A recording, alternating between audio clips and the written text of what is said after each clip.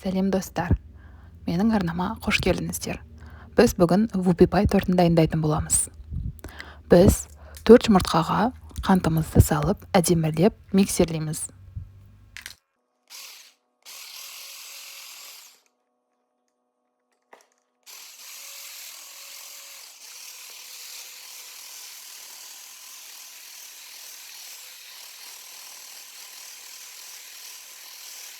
Жұмыртқамыз осылай әдемі көпіршіктену керек.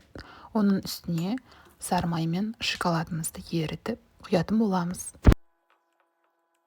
Мен сары майды микроволновкаға ысытып тұрған сары майдың үстіне түйір шоколадтарды салып осылай ерітемін.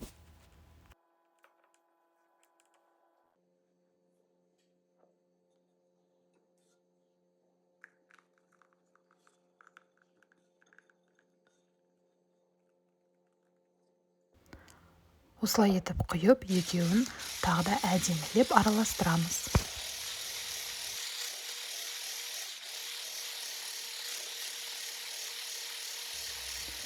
Енді осыған біз ұнды және разрыхлитель какаоның үшеуін бірге араластырамыз. Әдемілеп біркелкі етіп араластырып, осыны жаңағы сұйық тестімізға саламыз.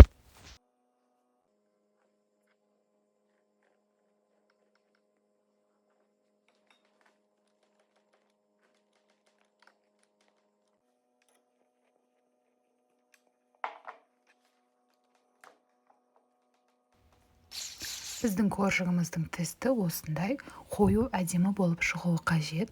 Енді біз пергамент қағазын алып, осыны 4 бөлікке бөліп салатын боламыз. Пешімізді 180 градусқа ысытып, 5 минуттан коржықтарды пісіріп аламыз. Осындай бізде әдемі коржықтар пісіп, оларды біз бөлме температурасында суытатын боламыз. Вупипай тортын жасау үшін біз подложканы алып, оған шәмәлі крем жағып, астына қозғалып кетпес үшін енді әдемілеп осылай етіп шарик тәріздес крем жағып шығамыз.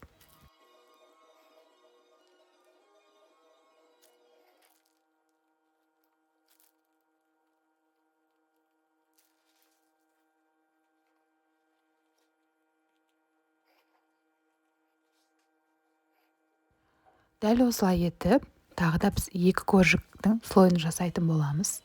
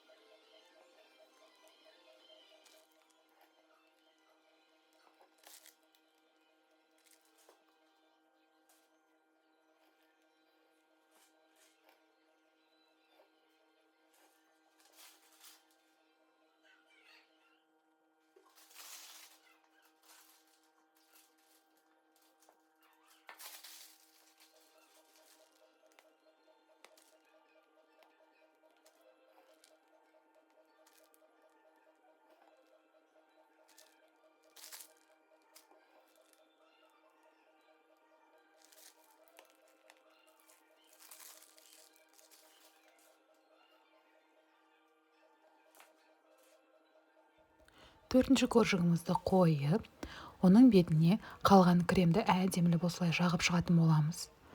Өйткені бетіне құйған шоколадымыз, ерітілген шоколадымыз әдемі болып тұру үшін міндетті түрде осылай крем жақсаңыздар әдемі болады. Осылай етіп шоколадымыз бен майымызды ерітіп аламыз, оны бөлме температурасында жылытамыз.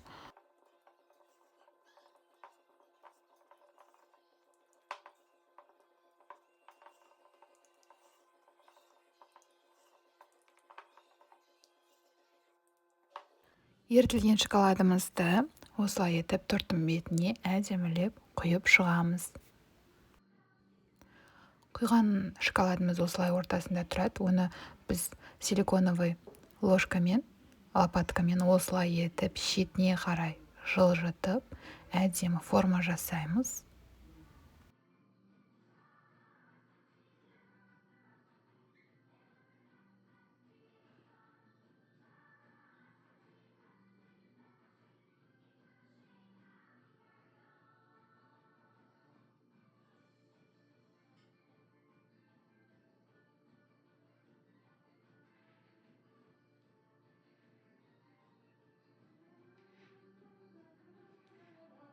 тортымыз дайын болды.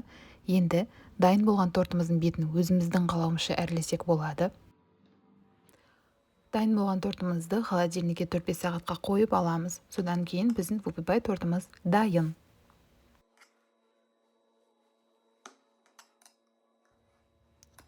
Барлықтарыңызға ас болсын.